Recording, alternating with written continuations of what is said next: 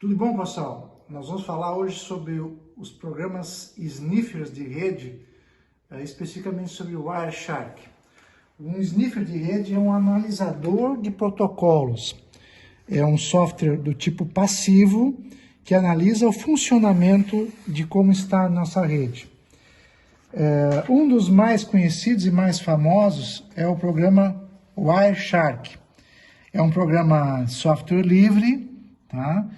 Disponível para se baixar e nós podemos fazer a análise dos protocolos, né? Ele está então disponível em www.wireshark.org, que é a entidade que o coordena especificamente. Ele é um programa dividido em duas partes. A primeira parte captura as informações, então ele faz uma espécie de uma cópia da tela do fluxo de dados, né? De todos os protocolos, frames que estão em andamento na camada 2, o layer 2, que é a de enlace, certo? E feito essa captura, ele também permite que a gente faça uma análise. Portanto, para isso, o programa tem que ter a capacidade de entender como funcionam esses protocolos, né? Nas diferentes camadas, diferentes layers que compõem o modelo OSI ou TCP/IP.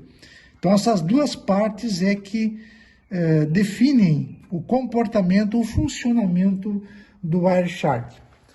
Para nós entendermos, então, como ele funciona, vamos dar uma olhada agora no funcionamento real desse programa. Quando nós abrimos a tela dele, aparecem todas as conexões de rede possíveis. Por exemplo, no nosso caso, eu estou utilizando aqui a rede Wi-Fi. Então, já observa-se o fluxo de dados acontecendo aqui na rede Wi-Fi. Aberta a tela, né, nós temos, a partir de um determinado site de rede, todos os possíveis protocolos que estão em andamento. Então, a parte superior, nós temos as ferramentas principais dele, né, os menus de comando. A seguir, os filtros de exibição. Vejam que eu coloquei aqui o filtro para os protocolos HTTP e, portanto, no terceiro bloco de exibição, aparece toda essa listagem de protocolos HTTP que foram exibidos, que estão em andamento nesse fluxo de dados. Se eu clicar especificamente sobre um desses HTTP, o que vai acontecer? Abre uma outra janela em que eu tenho todos os protocolos sequenciais que foram executados quando nós tivemos esse comando desenvolvido. Então, por exemplo, vocês se lembram, né, que o sistema modelo OSI é um modelo hierárquico, tá, em que sempre a camada de cima ela demanda um serviço da camada inferior, e quando isso acontece, ela na camada inferior chama um determinado protocolo e acrescentam dados, né, encapsulam dados, né?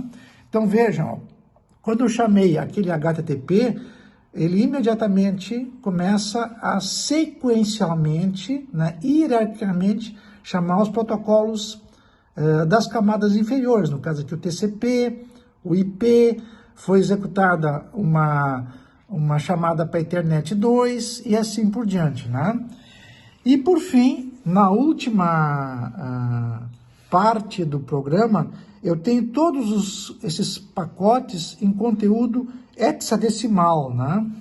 Então isso permite fazer uma análise bastante detalhada de como está o funcionamento da minha rede de computadores.